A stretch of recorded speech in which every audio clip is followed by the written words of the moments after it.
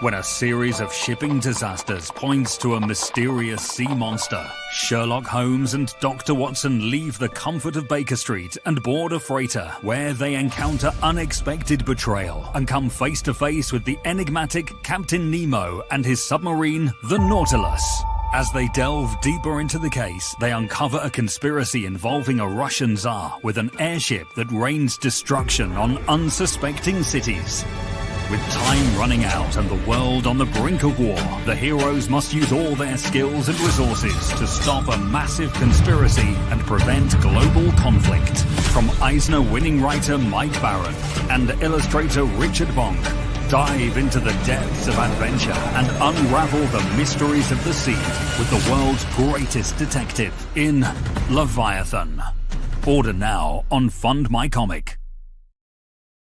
The Incredible Hulk will not be presented this evening. Entertainment news today. You're such a dragon gay. Everything sucks and it's no good. That comes out of Hollywood. But there's one place you can go to get all your news and info, and maybe even have a laugh or two. You know it's true. Midnight's Edge after dark is life. We stand for nerds and geeks, we will survive. From Star Wars to Jurassic Park, it's Midnight's Edge after dark.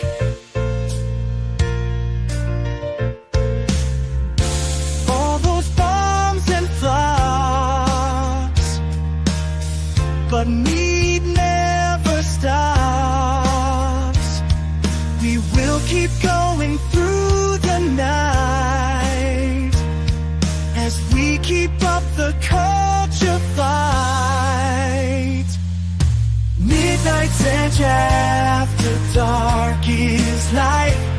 We stand for nerds and geeks, we will survive.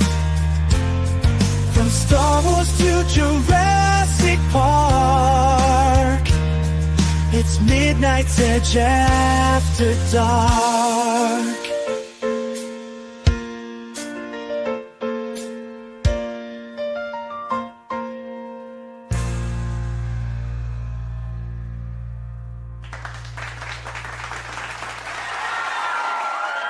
It's Thursday night. Hello. Hello, hello, hello. We got a Mikey with us. How you doing, Mikey? Just here to be the DEI hire, and since I'm usually the only one on camera, just here to be the eye candy for your show, sir. Oh, you said DEI for a minute. I was scared because I thought you said DEA. Yeah, I haven't had a run-in with them in a while. It's been a pool party or two. Yeah. Oh, wait, are we live? So, yeah, we are. So how you been? Okay. It's cold.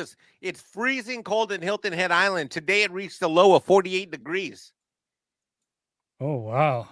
It's 24 degrees here. I don't want to hear it. What? It's 24 degrees here. I don't want to hear it. Celsius?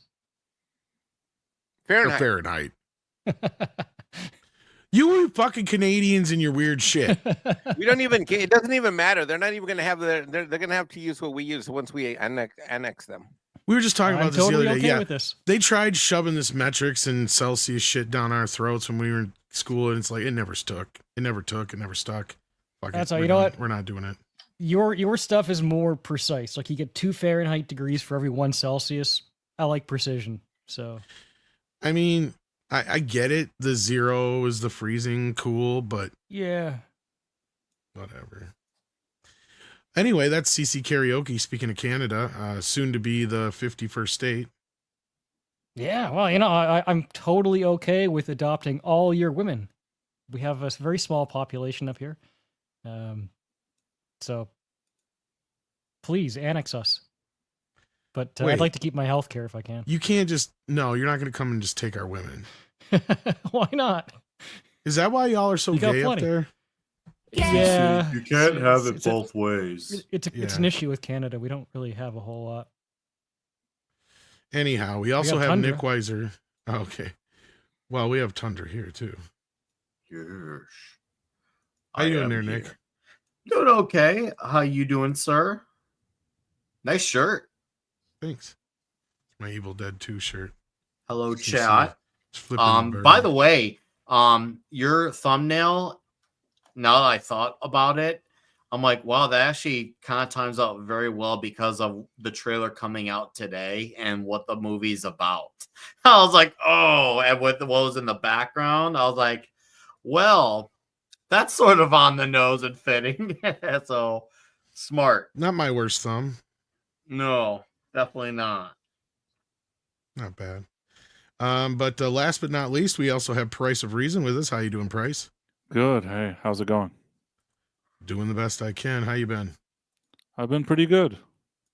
Glad to hear it. So yeah, let's say hello to everybody out there in the chat. How you doing out there? We got some regulars filing in, like FKHC 2005, sending in $2 to send some love for Clobbering Times. Indeed, we do miss him. We have Jeremy Hembry here, or Jeremiah, sorry, for a member for 19 months who says, keep California in your prayer because we're good human beings and we don't want people to die.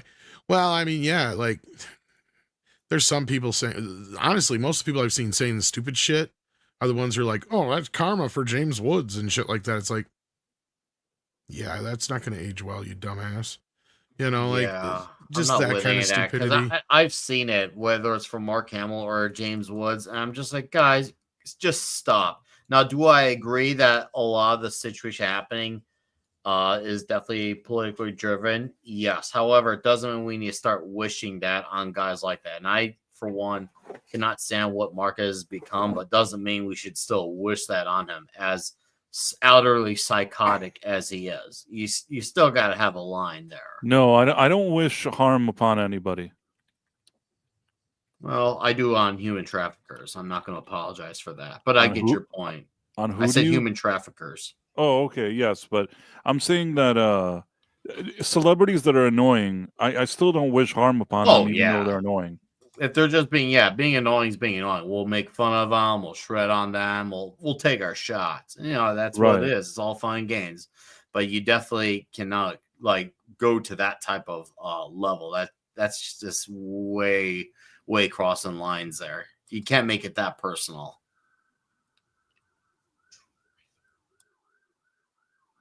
I'm so glad that Tom has two guys on the panel that are better than me, so that the average comes up in terms of humanity. That's awesome. Nobody's better than you, Mikey. Oh, I absolutely have no problem. Okay, as a human, I may be better, but you are a better YouTuber. It's been 6 minutes. Nick, why do you never let me finish an entire sentence when I'm on the show? I'm curious. I gotta ask because it's been enough. That's a lie. I'm like, you interrupt me more than Jesse used to when Jesse was on the show. Why am I never able to finish a sentence when you and I are on the stream? Why? What the hell? What are you going on about, dude? What, do you not speak English? ¿Por qué siempre estás hablando? Oh, I speak English. I'm actually did it again. You interrupted me even in Spanish. Okay. Is there something personal here? No, I'm just saying, look, professionally speaking, when someone talks over someone else on a digital stream, it sounds like over talking and you can't hear what anyone says. It does. They don't hear what we hear. You're right. We're all guilty of it at some point. Yeah, we do that all the time. It's not an exclusive thing for you, Mike. All I'm just saying is like, let's just bring the temperature down a bit. I was simply asking a question as to why you always interrupt me when I'm trying to get a thought. I don't. Oh, you don't? I All think right. the, well, have a good show. I'm out. I'm going to do a Tom. Bye. Yeah, the challenge of streaming is we can't actually see each other. Oh, wait. Hey, Mike. I'm a bit confused as to what's going on here. So am I. Me too. Well, there is some crosstalk, and yeah, it does need to be watched a little bit more. But hopefully Mike will be back. So anyhow, we got Jason Webster sending in 20, who says, in Nosferatu, Count Orlok communicates briefly with Ellen in some scenes in the Dacian, I'm probably fucking that up, language, the language spoken in Dacia, modern-day Romania. and Mosia from the age of antiquity to around the 7th century AD. You can tell this is definitely not my forte. So I didn't know this, but I did recognize it was some kind of Romanian language. It did sound like that to me, at least. So there you go, kids. A little bit to learn for your Thursday afternoon. There you go. And with that, let's keep moving on here. We got a trailer and some other stuff to get into. No more Tom knows. All right, so let's see this trailer here. I have never really heard about this much. I do kind of vaguely remember it, but Jason Statham is doing this movie version of this comic book that was put together by Sylvester Stallone and Chuck Dixon, if I'm not mistaken. What was the name of it, Nick? Because I think you brought it up in the back in the DM. Levon's Trade was the book. I haven't read it. I know obviously it was one of Chuck Dixon's chapter books, and he's been doing like a series of them. And I know he has a friendship with Sylvester Stallone that initially started around, I think, the Expendables, one of the Expendables movies, because apparently he had a script that was a bit too spicy for Hollywood. And apparently it actually didn't work out. But for some reason, Stallone still wanted to keep in touch with Chuck Dixon. So they remained buddies, and he ended up doing a story with him that ended up being a Indiegogo thing. It's called like The Expendables Go to Hell, something along those lines. That story came out, that ran its course. And now obviously Stallone is picking up another one of his properties, Levon's Trade, based off the character Levon Cade. It's supposed to be like a vigilante type of story. And now they turn it into a movie. And it looks like Dixon and Stallone co-wrote it with Ayer directing, which is a great mix if you think about it, and with Statham and Lee, because there's a lot of ties there. If you look at like Stallone and Statham are tied, Stallone and Dixon are tied. Ayers also, he likes to do a lot of unique, cool looking movies. This is right up his alley. He wrote Training Day. He obviously directed what was that movie that on Netflix that was called? Not Bright. It was from 2 years ago. I can't have the names flying past it. But, and then he did The Beekeeper, I think, as well. I think he did The Beekeeper too. Either way, there's a lot of ties here, and they're all basically coming together. And from what I saw in the trailer, it looked really killer. So yeah, so we got a new trailer for this. I don't know if it's in this thing here. Yeah, it sure is. So let's check this out, even though we'll probably have to take it out later, but yeah. So listen, today's gonna be hard. Let's all go home with the same amount of fingers that we came with. Let's get it. When my wife passed and I left the Royal Marines, a lot of people would have given up on me. You gave me a job. You were patient with me. You, Carla, Jenny, you're my family. Excuse me, it's not your business. I'm good, boss.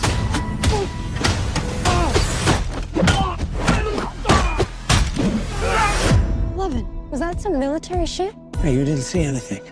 Just get my back if I ever need it. Jenny's missing.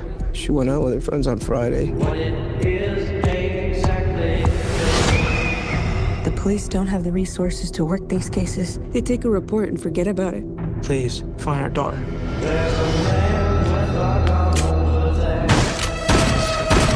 Where's the girl? You a cop? You wish I was a cop. Yo, these guys are next level. Look at those bricks. You ain't a cop. You're a working man. That's right. Let's play.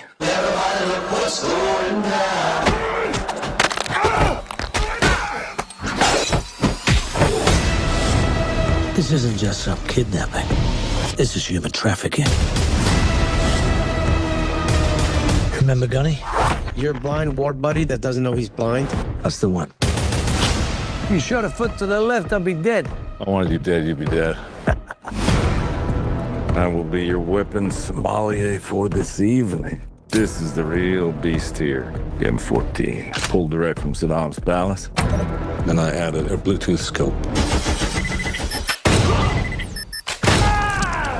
Where is she? There's a special place high rollers only. They can do anything as long as they pay. Gangs, the mob, corrupt government officials, they're all involved in human trafficking. You're in the payroll too. There. You killed your way into this. You're gonna have to kill your way out of it.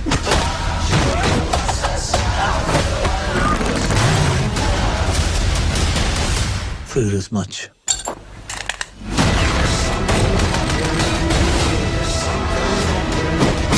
All of this is for a girl. I'm not stopping until I bring her home. That's for slapping that woman. That woman was my wife. That's for slapping your wife. Who are you? What are you?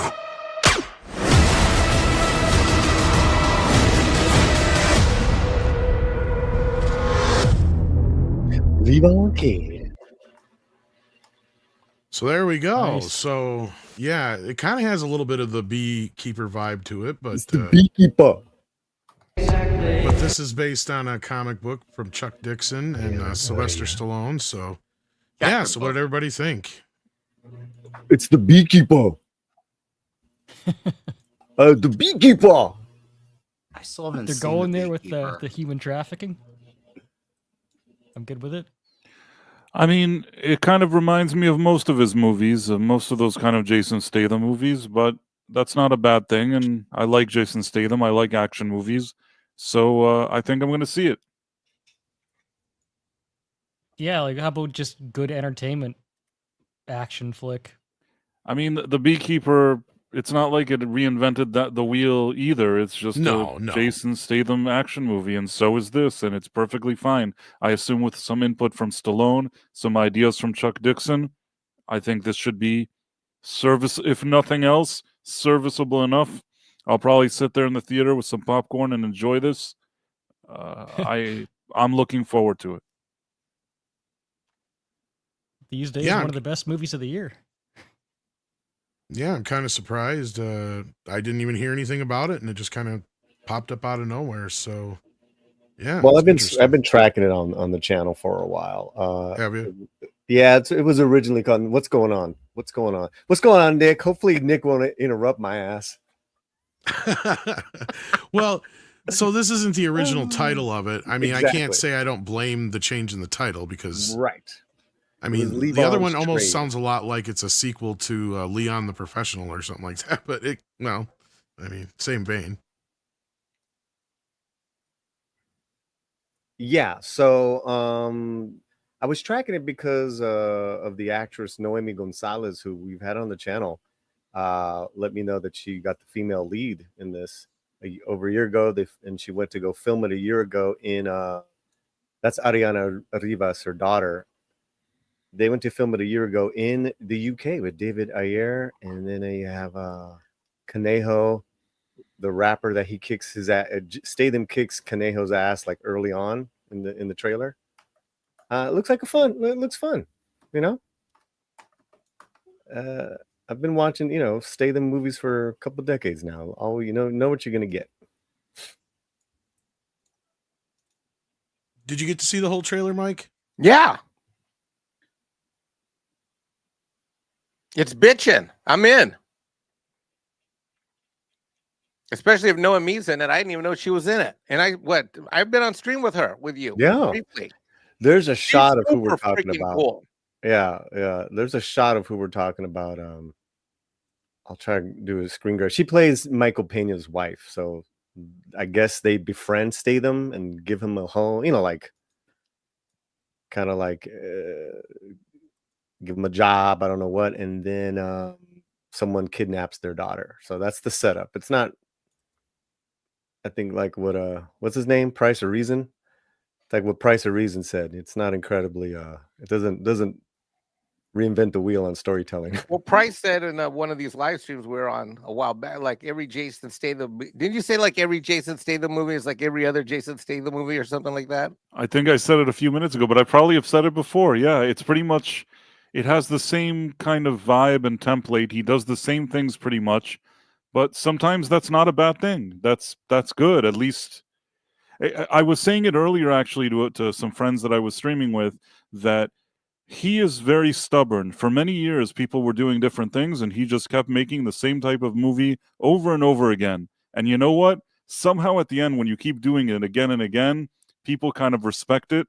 And I think that it's really grown on people. And compared to a lot of other crap we see today, if there's like an action movie with Jason Statham, I think it's going to be pretty decent. And it'll probably do fairly well here in the US and especially abroad.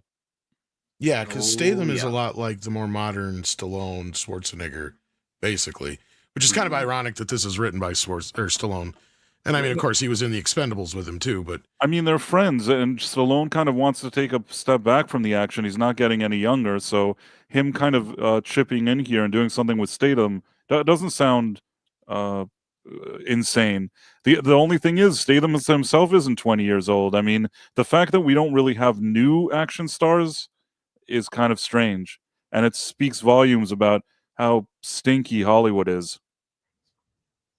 well, Nick, I know you were the most excited about this. Oh, absolutely. I obviously do recognize, yeah, it's got a very simple, basic structure of a formula we've seen done before, but in my opinion, this is the type of structure that always works, and to me should always have a place in Hollywood, whether it's more or less, at least have a place there. And I like that we're getting these types of movies. It seems like the whole trafficking topic has been a bit more topical when it comes to movies. So the fact that it's coming out around this time is very timely. And it works out also on top of it that not only is Stallone friends with Statham, but when I mentioned at the beginning that Stallone's also friends with Dixon. Hey, I'm going to adapt your chapter book and work with this guy I also know. And now he just basically gets to bring the family together. And hopefully this turns out and maybe it'll lead to a series of movies for Statham, the same way he had his, what's it called, The Transporter. He had like 3 movies of that. I think 1 or 2 movies with Crank. So hopefully this could be another franchise for Jason Statham as well. Because I mean, yeah, he isn't getting younger either, but he's also still younger than Stallone. So I'd say he's probably got at least 1 more franchise like this in him left. So yeah, I'm looking forward to this. This will be a night 1 seeker for me. Well, he's basically got the Beekeeper and the Meg right now as a franchise. Is the Beekeeper getting a sequel? Because I didn't hear it. Oh, okay. Well, a little more reason why I got to hustle on that one. Yep, I think it's already been greenlit as far as I know. I don't know if it's how far it is in production, but okay. Yep, did not know that. But no, that's fantastic to hear, man. Yeah, man, who knows? Maybe if people respond enough, whether it's not just in America, but overall worldwide, maybe this can not only open the door for Statham to do more of these, but maybe some other younger guys who come up like, hey, that guy looks like he's in decent shape. Let's get him on some vigilante justice type of story. So yeah, I just hope this paves the way for other things. So, and if it keeps Statham's career going, that's a big old bonus. And Stallone's a great writer. You and I highlight that a lot, Tom. We highlight that a lot, and that never still gets enough proper credit. CC, it sounded like you were going to say something there before. I was going to follow up on what Bryce was saying, that Statham's 57. So, Ooh. I mean, if he's like one of the youngest action stars we have right now, it's no wonder that Hollywood is in trouble. I'm all for seeing more of these kinds of movies. I wish that we could get back to just having these entertaining kind of movies. But we could actually use some, 20, 30 somethings to play the role, Well, I mean, there's Glenn Powell. There's a couple other actors that are coming on up. Too many of them wear dresses. That's the problem. Stop talking about Nick like that. Well, we're talking about Timothy Chalamet and a few of those guys. But as I said, he wears a dress, doesn't he? Oh yeah, He I've seen him did dress. once. And Tom Holland. Holland. Yeah, Oh God, he's that's done true. full on fucking what do you call it? Rocky Horror Picture Show style with the garter and the Yeah, he fishnets really and likes the to whole- dress up like a woman, Tom Holland. I don't know why. He also did a show that he's really into dudes. Mm-hmm. And he said he's going to be worried. Mr. Mom whenever he has kids. So I see. He just seems to really, he loves dressing up as women and being in shows where he's attracted to men. Strange, I don't know. and his girlfriend / fiance does look like A little boy, yes. a 14-year-old boy. Yeah. I'm kind of That's worried kinda about Tom strange. Holland. Maybe that's just me, but I'm kind of worried about him. I don't know if I'm so Got much a worried very, about him or other people around him. I saw a clip once about a year ago where he talked about like how he hated being around Hollywood, and he said it's not a great place to be around. And I'm just paraphrasing here. These are not the literal words, but they're definitely along those lines. And And I this feel is like coming from the guy who dresses like that. Then yeah. yeah, and maybe that type of life has corrupted him. I don't know if he was always like that, but I Well, I'm feel like implying this that he's last 5 already years- that out there. And Yeah. if he's saying that shit. Like that's like if John Waters says something is depraved or bad. It's like if he's fucking saying it, then that must mean it's pretty bad. Mhm. But anyhow, back on track here. I mean, no, this is the kind of movie that we're used to seeing. Typical action fare. Like I agree with you guys. It's going to do very well overseas. It's going to probably do okay here. Probably similar to The Beekeeper. Same studio. So yeah. So congratulations to Chuck on this. We've gotten to talk to him a few times. Maybe we'll try to get him on here real soon to talk about this on the morning show or something like that. But yeah, so looking forward to this. And is there anything else anybody else wanted to say about it before we I got a move on? quick comment question. Maybe Paulie's the most appropriate one. Does anyone know, Price, do you know, or Paulie, do you know, who the heck is Michael Pena's agent? Because I swear, no matter what, this has got to be the guy I've seen the most often in the last 5 to 10 years, one place or another, across genres, across roles, starring, supporting. I mean, besides Pedro Pascal, he's got to be one of the most absolutely prolific But Latin as actors opposed out to there, yeah. Pedro Pascal, he actually doesn't annoy me in the same way. I actually don't mind him. I think he's a decent actor, and he has more range. He could do kind of funny or serious or different things. And Pedro Pascal, Oh, I do enjoy him. Don't get me wrong. Yeah. no, I'm just saying. If you now told me you have a movie and you forced me to choose between the two, I take Pena. I think that he at least there's something that he can do. Pedro, I just see him and I get annoyed.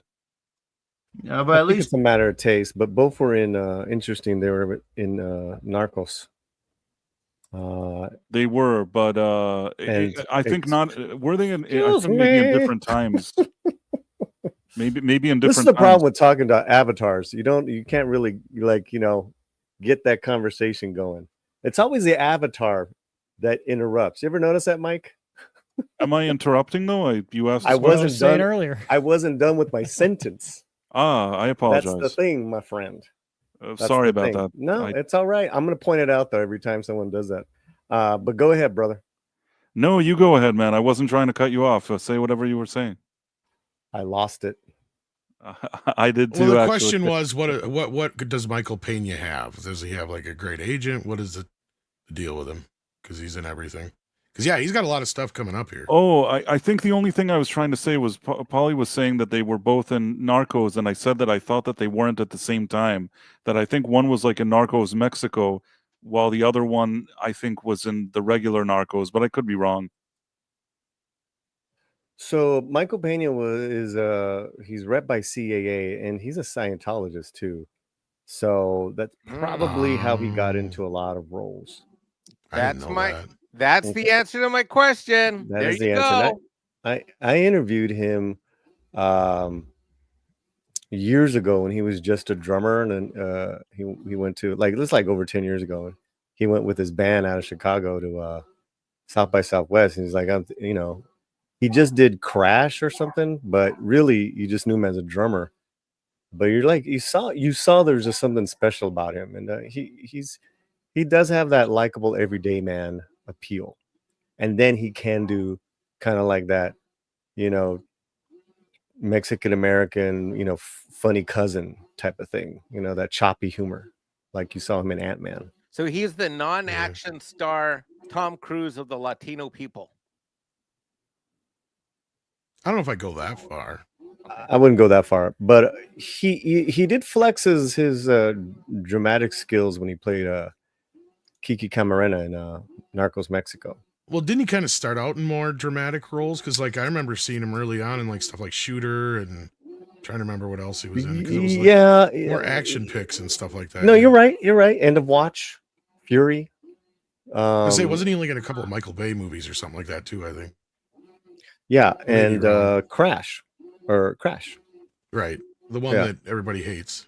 Right, but he was he had the ball head, the ball-headed thing going on.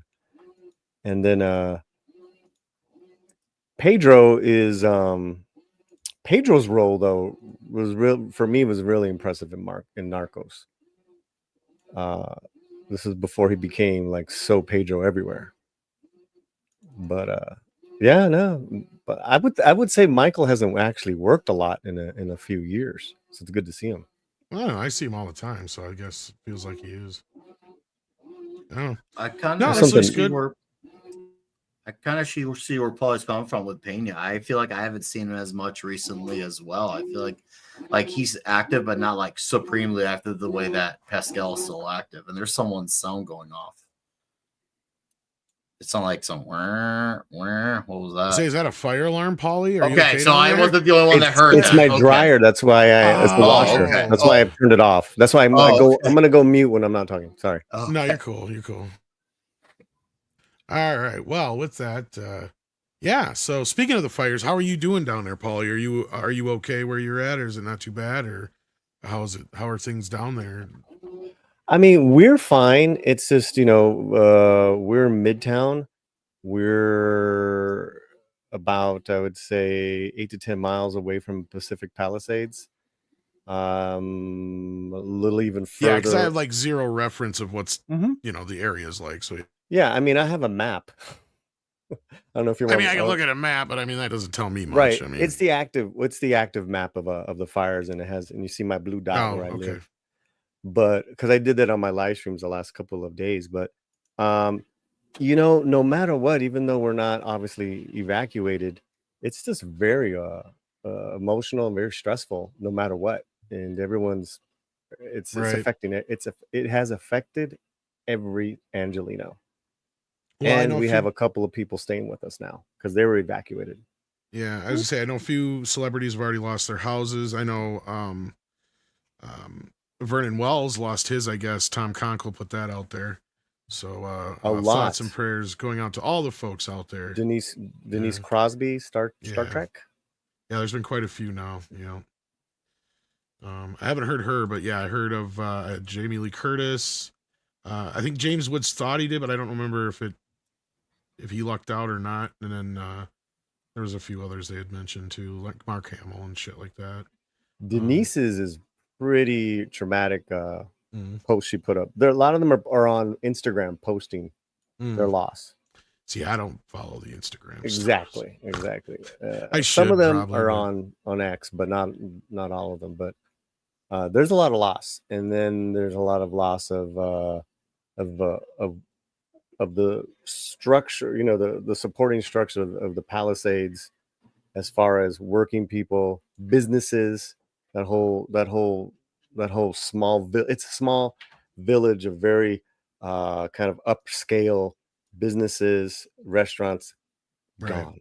It's all gone, and it's a beautiful little village to visit. Well, I mean, most of the homes and stuff, sadly, they can be replaced. Hopefully it's minimal loss of life, because we already know of a few people that have died, but surprisingly it's only been a few that we know of so far. Hopefully it's not as bad as it could be. Other than that, the bigger problem then is, besides loss of life and loss of animals, obviously, would be the historical buildings. I would think would be the bigger loss. Any historical documents. If there's any, anything historical that could be lost in this thing, I think is the bigger thing besides life. Right. Yeah. Right now, they've already, I believe, either, what do you say when they kind of excavate or evacuate? I guess evacuate. Oh yeah, they've evacuated most of the areas. Yeah. Yeah. There's a Getty in Malibu, a Getty museum. Have you been to that one, Mike? The one where it overlooks. Many times.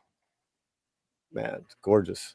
See, and that's what I'm talking about, is like, I know like a lot of the masters and all that stuff is usually preserved down in, like, they got them down in like the salt mines and shit like that.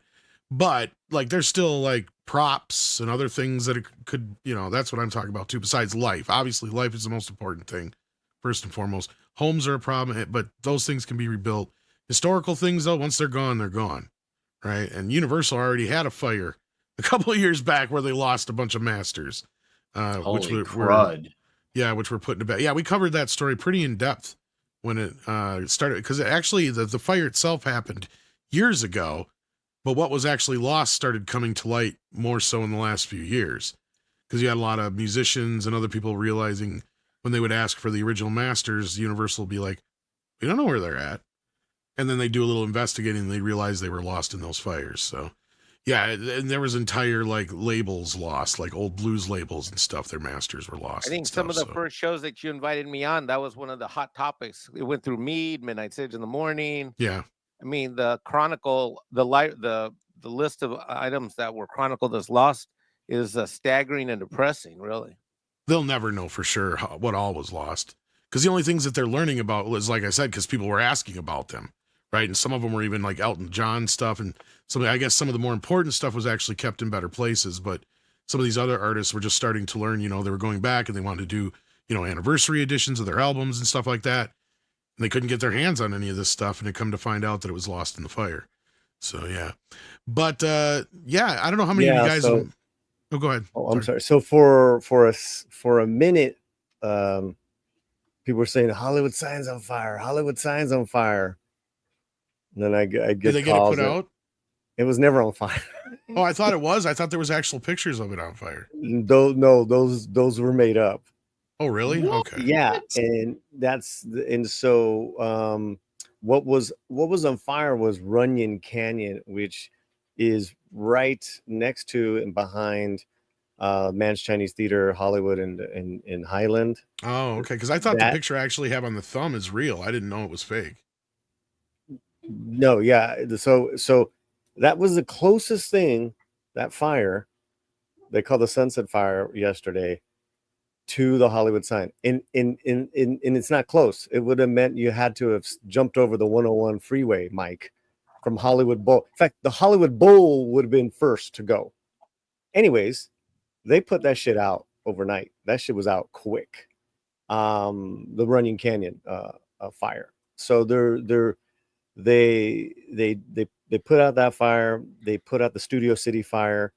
They actually, the last 24 hours, because the winds went down, they're actually able to use their bombers, and the Canadian bombers as well came in. Go Canada, and they were successful. These are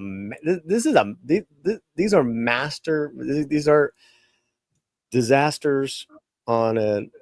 It's just another level because how big the LA County is. So people don't realize. So it look, my hat's off to the firemen that are coming in from other states, the police, the Sheriff Luna. They've been kicking ass, and they've also have been swift with the new DA, Mike, and been arresting looters and throwing them and keeping them in jail. There's looters? I was just gonna say that actually. I just saw some video. Of all the times. Not that it's right ever, but what? Now is the time, brother. That's what they're saying. Everything's burned down though? Bro, no. So what's going on is that's the good part and bad part about an evacuation zone. Mm-hmm. That okay, I'm gonna obey the authorities and evacuate, but then you're leaving your nice house in a nice area alone. And okay. These bozos come in, and but the cops are they're not messing around. Thank God for them. Wow. I think there should be a looting law when there's an emergency like that. Shoot them on sight. I know that sounds harsh, but you know what? No, I get it, Tom. You value that shit more than you do your life. All right, I'm sorry. So in LA, I can't loot. Me and Nick can't team up and go on a buddy crime spree, and we can't loot anyone's houses. But can me and Nick go empty out a CVS still? Yes. Well, you can, but I don't know about Nick. He's too white. True. Yeah, they won't know. So really fast, that Hollywood sign was never in danger. Okay, so thanks for clearing that up. I actually thought that was a legit picture. I thought it was legit too. I saw the same thing. It was being spread around that way. Yeah, it was spread around a lot of stuff's been spread around, and I've already gone live 3 times since yesterday. Just getting the information out there. Also, I found myself in Santa Monica today because I had to be. We had a scheduled surgery for my mom, which I was like in shock that UCLA Medical was like, no, come on, she got to do her surgery. Yeah, wow, I'm kind of surprised too. Yeah. So Well, hopefully everything went well there. So she's fine. Yeah, she's good, guys. She's really good. And so that's where I grew up. And I know exactly where the evacuation area is and where they evacuated Cameron and his mom. You know, Cameron and his mom, they got evacuated out of their house yesterday afternoon. He's fine. They're in Yorba Linda now. But and that area is fine. I get it. The air is terrible. The air is terrible. But again, that's a very nice area. No, anything north of Wilshire and Santa Monica, Mike, is really nice. I don't know if you know that area going towards Malibu, but Bro, I owned a condo on the 12th floor at Wilshire in Westwood. Yep, there you go. So that whole area they have locked down. There's a road called 26th Street going down into the little Santa Monica Canyon. That's locked down because that's the main artery to one of the main arteries to the Pacific Palisades. And they're not letting anyone in there. Roadblocks, cops, sheriffs, they are not effing around. And thank God, because you've seen the footage of Palisades. It looked like someone, you know, released an A bomb over there. Well, hopefully everybody's safe, and like I said, the life loss, besides what we've learned so far, is none. Hopefully, after this, I know some people are being stubborn and staying in their places, but yeah, it is what it is, and hopefully everybody stays safe. That's all I can say on that. But yeah, really, one last time, Tom, sure. on that. That is the real heartbreaking stories, because you have seen a lot of neighbors helping out neighbors trying to save their houses, right?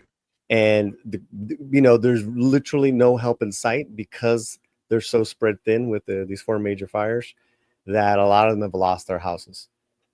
We know a friend that lost her house in Altadena. It's all ash. It's all gone. It's been a really tough year. One of my favorite cities in Canada burnt down this past year too, Jasper. I would drive through there on my road trips every year, and I named my first cat after Jasper. His name was Jasper. It's a beautiful town, and this summer it burned down. It's like, oh, this place I used to hang out in all the time is gone. You know, I didn't live there. I didn't lose my house there, but well, I can relate. I lost a house when I was 13, so I know what it's like. And it ain't easy to have to restart. So, and I do feel really bad, especially for the non-celebrities, right? The people who don't have the means to rebuild or have 2 or 3 other houses and such. Those are the people that I feel the worst for, of course, besides those who actually lost loved ones, of course.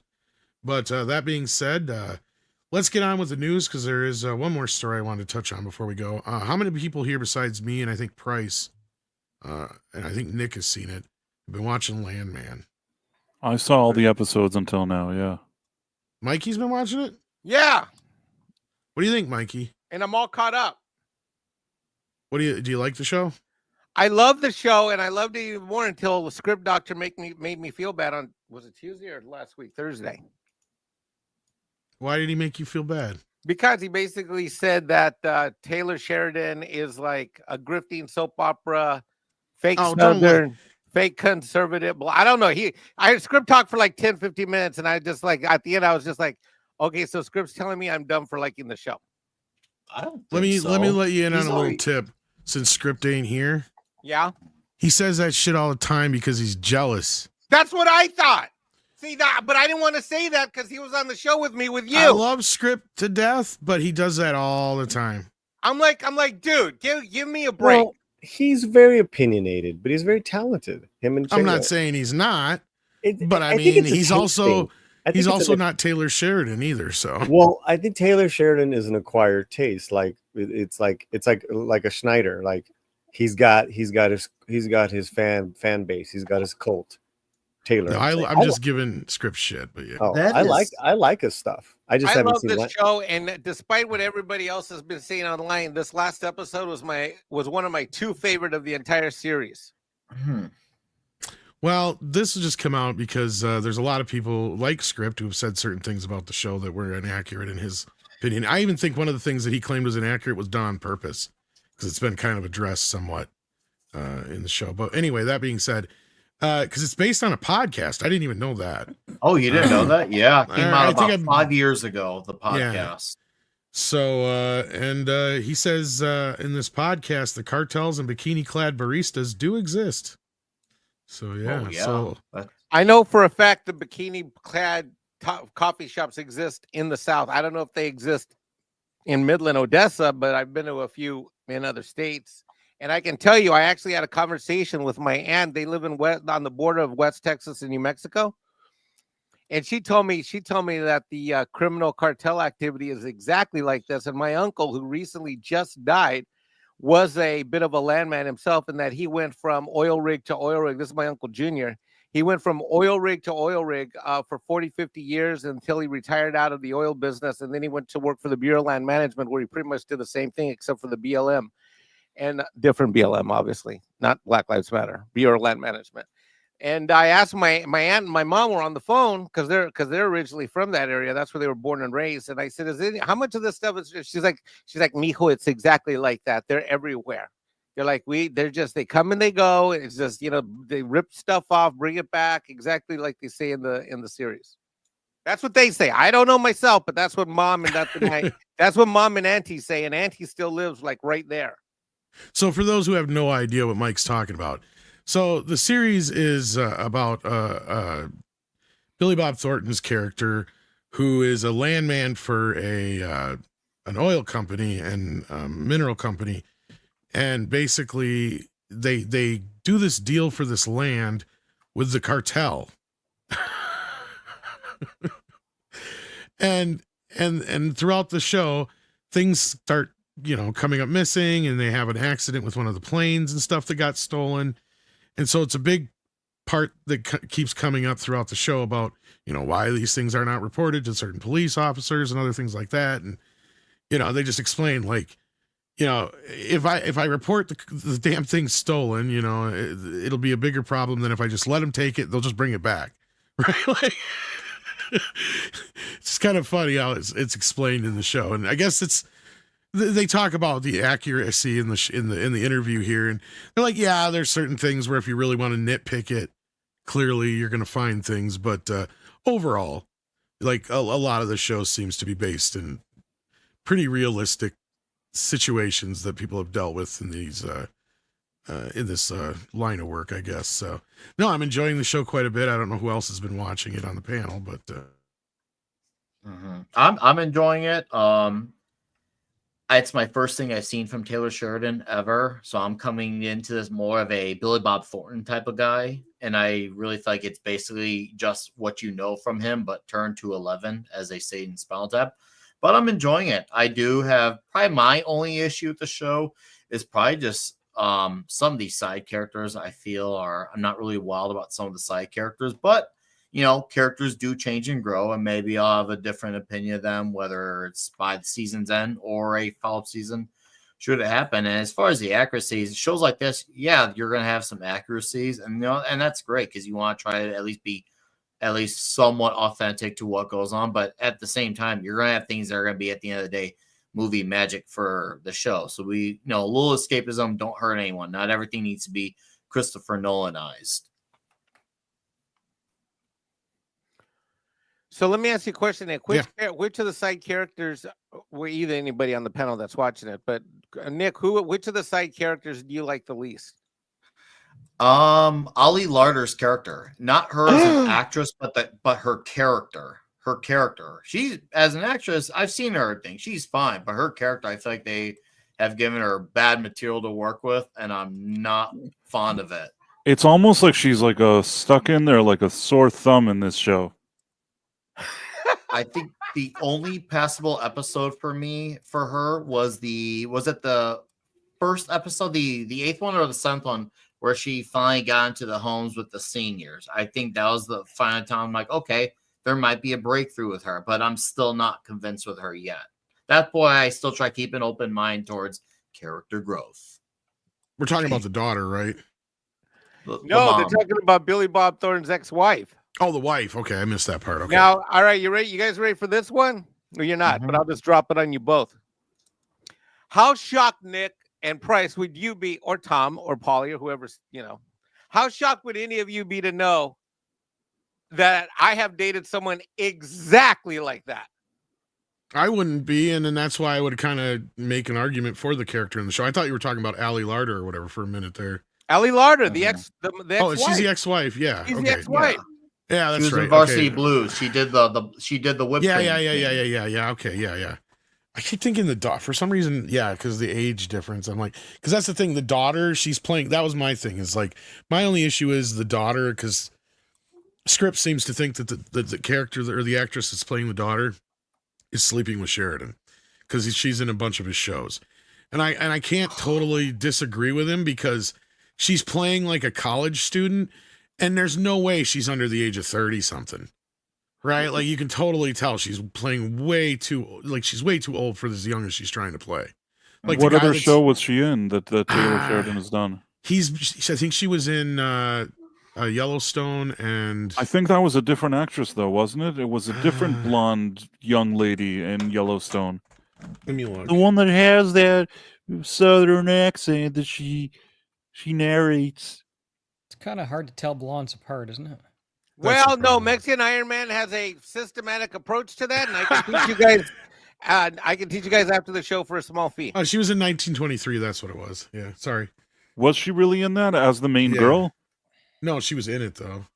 Ah, okay, I got you. But anyway, what's your systematic thing, Mikey? Because I got to know. Well, you got to get them naked first, then you can sort them out because it's how they behave. Oh, okay. It's how they behave. Most of them are not real blondes, so wouldn't that be a problem? That's why you got to get them naked to figure that out. Hey, I was trying to stop, but you kept going. You keep going. I'm gonna Yeah, keep but you'd going. still be confused. You still couldn't tell them apart because they're not dying that. Mexican Iron Man.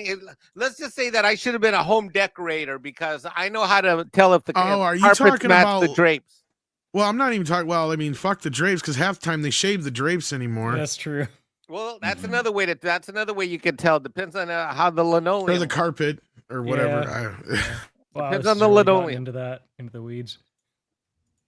Like, are you I was gonna say, like, at this point, are you like looking at the lips and stuff, going on like, I can tell the difference that way or something? Because like, yeah, I'm really trying to figure this one out.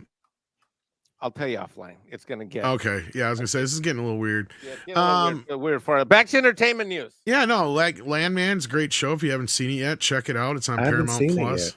yet. Yeah, you should. I'm just so busy with Skeleton Crew. And Squid Game. Oh, that was great. I heard from Jason, Sci-Fi for Me TV. He says that Skeleton Crew isn't a bad show. No, that's not going to get me rushing to it for a long time, if ever. However, that is good to hear. Assume that you're on that side, Paulie. That it sounds like it's not a bad show. I know Mikey hates it. Well, but how do you feel about it? I love it. You love it? Okay. I love it. The last couple episodes are just so good. And I was thinking about this, and I'm gonna see Landman now, Tom. I promise. But in regards to Skeleton Crew, is that how when you like a show is when you remember the characters' names. And I was like, oh man, I know all the kids' names now. And of course, Jude Law is killing it. Great. I don't believe you. Cabron. Yeah.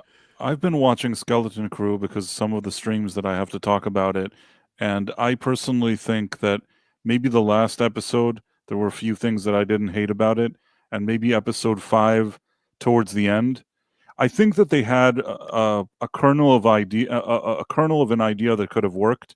The only problem is, instead of making maybe a 90-minute movie that just moves things along, there's episodes here of just filler after filler. They're in this place trying to find that map. They're in that map trying to find this place. It's just a bore. It's dumb and lazy writing, but there's moments, especially with Jude Law's character, that you could tell that maybe there was something interesting here that could have been done. I like the idea of him working with these kids and sort of betraying them, but I think that this should have been done in a more streamlined way. And this whole Disney Plus series, they're just not good at making these shows. And this is another example. It's not as bad as some of the other Star Wars shows, but it's nothing to write home about.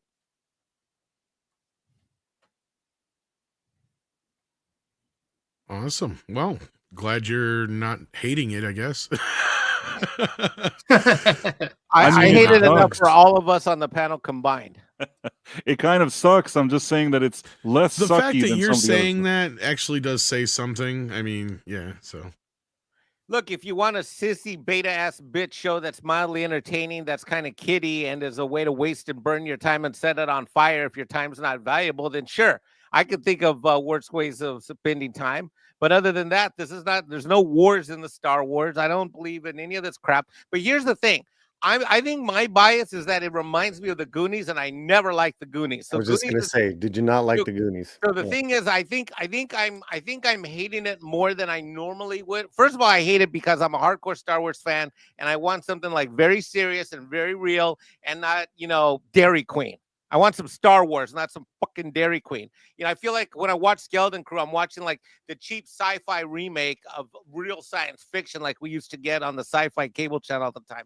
But that being said, even though I don't like it from the Star Wars angle, as a show, I think I wouldn't have a problem with it if it didn't have the Star Wars on it and didn't have the little trinkets of spice of X-Wings and little shit flying around that makes it want to be Star Wars. But I think my real problem with it is I never liked the Goonies. And I know that's sacrilege to say on this channel, but I never liked it then. I never liked it as a kid. I don't like it as an adult. And I never liked it in between when I saw it. And I've seen it 4 times. Look at Tom's face. What? Oh, what are you gonna do? Disown me? You can't. No, I was just agreeing with you that there has been no real wars in the last few Star Wars. There's no Star Wars. It's like Oh, I thought you looked pissed for a second. well, No, I was just kind of daydreaming. well, Tom already knows me and him don't agree about the Goonies, but that's been I'm just gonna ignore him on that. yeah. I'm having fun. I'm having fun with it, man. I'm having fun I with it. need to rewatch the Goonies. I haven't seen since I was a kid. So You I don't need to just actually- watch. Oh, sorry, I'm interrupting you. Look at me. No, it's fine. No, good. Take it. Yeah, I don't care. there you go. Honestly, I'm not bugged There by you it. So go. let him have it. Gotcha, Nick. I just find it funny because I'm the one honestly who always don't gets care. yelled at for it. I'm not bugged by it. Nearly every single show I'm on, somebody says something in the chat about it, and it About pisses me Goonies? off. No, about me interrupting somebody. I'm like, motherfucker, everybody interrupts everybody on these shows. Why am I the only one who always gets fucking singled out? Every time. Well, because you're cute and cuddly and gay. I'm not that gay. I'm only 25% gay. But anyone see Squid Game season 2? No, I was pissed when I found out there's no squids playing checkers, chess, any of that. I'm waiting for Squid Game season 2 part 2 so that I can watch the whole season 2. Oh yeah, you don't like the cliffhanger? I mean, I haven't watched it, so maybe I shouldn't say, but that's my impression is if they're just doing like part 1 and part 2 of season 2, yeah. I'll Worst wait. title since Neverending Story. Squid Game? Yeah. Totally misrepresenting what it's about. That was pretty funny, Tom. There's no chess, no checkers. Not a single squid's playing any, not even Monopoly.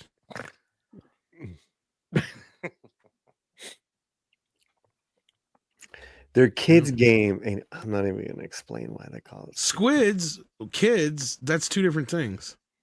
Kid game, Squid Game. One day I'll watch it. One day. Has anyone on the panel seen it? Season 1 or 2?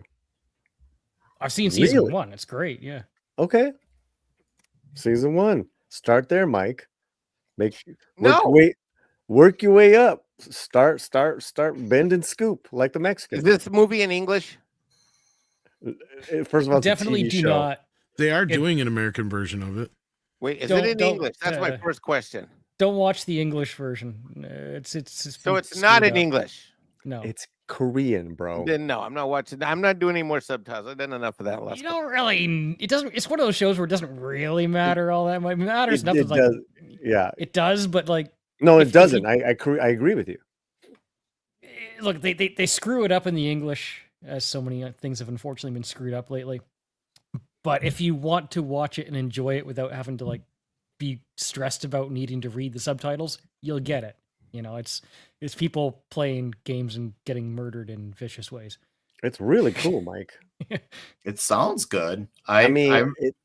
Go ahead. I was just gonna say, like the concept of it sounds intriguing. I just came out of a time where I just couldn't catch it when it was hot and new, but I do want to catch it sometime between now and my death. I think Mike's on a moratorium from me recommending stuff from him because I failed him the last couple times. You know what he made me watch? What is that Bridge Over the River Kwai movie? No, not that. What was it called? Rebel Ridge. Bridge to Nowhere. What was it called? Rebel Ridge. Rebel Ridge. Oh, What's Rebel Ridge? Don't watch That's it. like it's a Netflix movie. It's like I would say a new version of Rambo. Okay. Yeah, if Rambo was boring and lame. Oh my god. Ooh. Yeah. I anyone in the chat see it? Rebel Ridge. I've heard about it, but I've never seen it. Not Rebel Moon. Rebel Ridge. Is it a show or a movie? He is black. I've never heard of it, but it's to be a fair, movie. that could be a me problem. He's the guy that they're casting as was it Jon Stewart? Oh, that actor. Yeah. Mm-hmm. I now remember I saw a clip of it and I actually thought it looked decent, but I sadly never got around to it. I know what you're talking about now. I remember now. Caught on to YouTube here. Yeah. Like great leading man. I mean, we had fun with it. He's a great leading man. Had some cool moves. Mike was not impressed because his moves are better on the shooting range, apparently. No, you said he was a great leading actor. That's my big takeaway from it, Paul. You say he's a great leading actor. Did I hear that correctly? Yeah. Okay, because that's important for charm me. all the way. Awesome, especially since he's going to be playing Jon Stewart, and Jon Stewart's a tall, stoic, militaristic, very he's a guy who takes his stuff very seriously. Unlike Hal Jordan, who's like a wild, evil Knievel type. So you need to have that Jon Stewart to balance out Hal's crazy. So that's great to hear that this guy sounds like he's got the Jon Stewart in him. Nick, Jon Stewart's not my favorite Green Lantern, but everything you just said, this guy is exactly that. And so I actually thought the guy did a great acting job in this movie that Paulie's talking about. I just thought the story was lame and the script was awful. And I thought the way it was shot from a director and all that, I think the way it was shot just fucking sucked. I have not. It says Rebel Ridge sucked all my dicks. Yeah, thank you. Yeah. And they're calling it Black Rambo in the chat. And Ken Jack Ben says, "Did you say Black Rambo? That would be Rambro." Right. So unless back to Nick's point, Nick is right. That is what this new Jon Stewart needs to be like, because he is the quintessential Boy Scout, that guy. And this guy who was in this movie is exactly that. Yeah. And he's kind of like one of his character is is it almost like a Jack Reacher type, in that he's not on the official paper with the military, but he trained. See, you're selling me on this. I know obviously Mexican has a very different opinion on this, but when I hear Paulie talk about this, sounds like something like I want to see more. When I hear it from him, I'm like, well, dude, you're selling me on that. Okay, let me take Mike's side. It does have patient issues. It is a little long. Okay, that's what she said, though. He said he was black. In this case, that's what he said. So right. Here's me watching Rebel Ridge after Paulie told me to watch it because I was stressed out. And he says, "You need to watch this movie; it'll put you in a good mood." And here's a reenactment of that recommendation.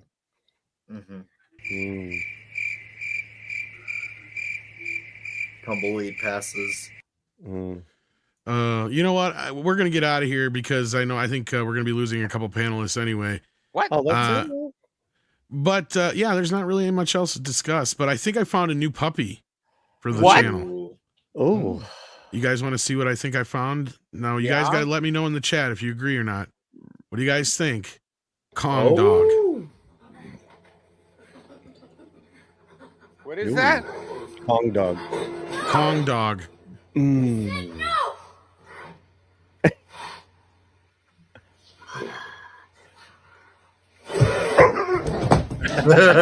Nice. Oh, that's great. He is into that shit. He's got his dog. He's got his toy. He's even got a Kong's Kong breath- toy, yeah. Kong's breath must smell really bad. Like manners. That's a Peter Jackson Kong. Yeah. See, he's into it. So what do you guys think? Should we add that to the bunch? Should we have a Kong dog? I mean, I'll cut it down a little bit. It's not going to be the full length. I like it.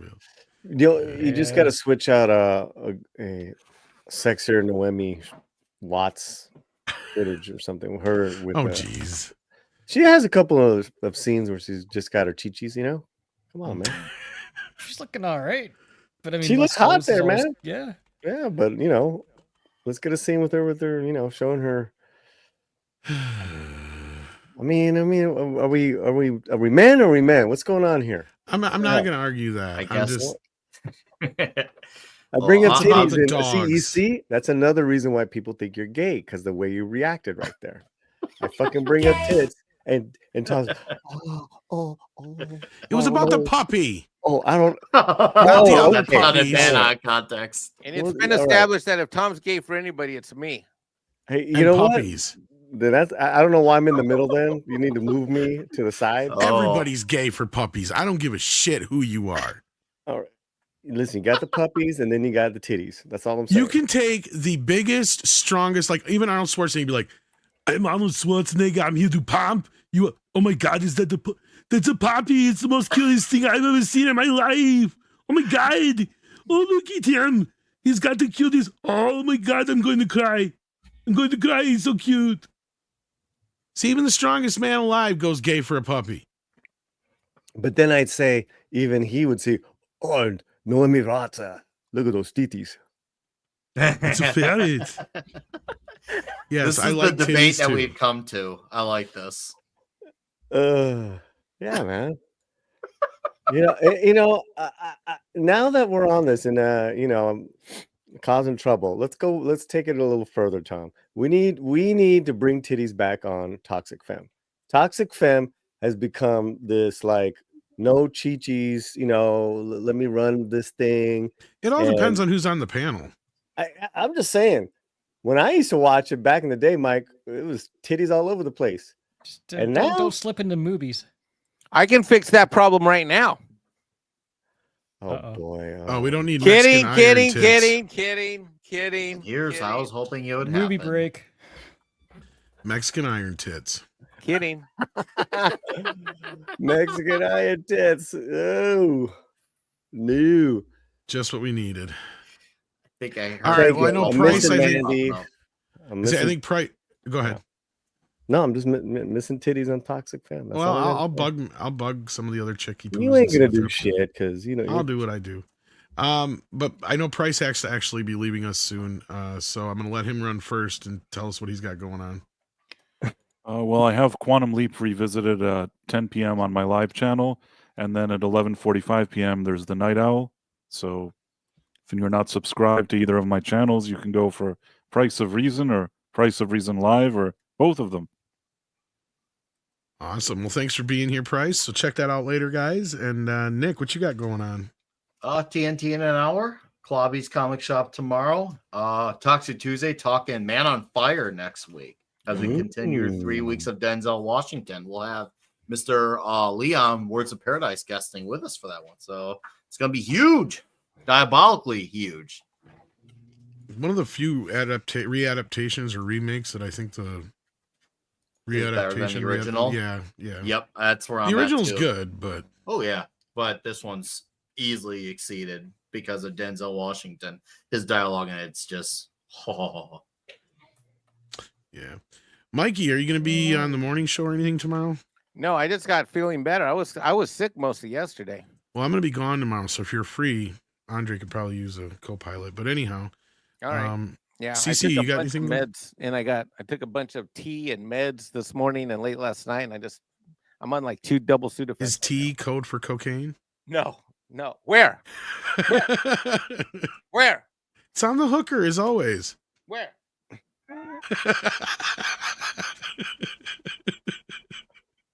I love that he looked down. CC, what do you got going on? I don't have anything going on, but I gotta shout out some congrats to your success price with Night Owl, because I was checking that out the other night. You got like over 2,000 people watching now. Told you. Show. Did I not tell you that? Massive. What am I missing? Well, I mean, I checked a lot. Last time I checked, it was like 700. Then it was 1,000, 1,500. It's like you're just skyrocketing with that show. So good on you. Like, I'm glad you're having success. Well, it's on a few different platforms. There's still strangely there's other platforms that I'm I guess more popular than YouTube, which is strange, but I have no issue with that. Yeah, it's a fun show. I bop in from time to time. Paulie, what do you got going on? You always got tons of shit going on. Show that video I just sent you, man. That shit's funny. Which one? The one from the new one. The new one I just sent. It's it's an AI spoof on. I guess all the presidents showed up today for the Jimmy Carter's funeral. Oh, is this? I think I've seen this. This shit's funny, man. Here we go. Seats. Down next to Kamala. There seems to be some kind of tension between Jill Biden and Kamala Harris. Oh my God, Jill Biden and Kamala Harris just started fighting.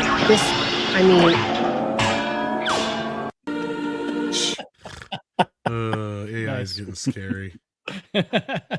Look pretty good. It looked really, really good, man. I have been seeing some scary AI shit. I tell you what, it's getting good, or bad at the same time. However you want to put it, it's getting too good that it's bad. That's what I mean. Yes, Sadie, and I guess Sadie is telling me it's time to go. So here, yeah, I know. She says it's time to go. It's time to go. So take care of yourselves, everybody. We'll see you very soon on the morning show tomorrow. I won't be there. I have a doctor's appointment. Yes, Sadie. Really? Oh.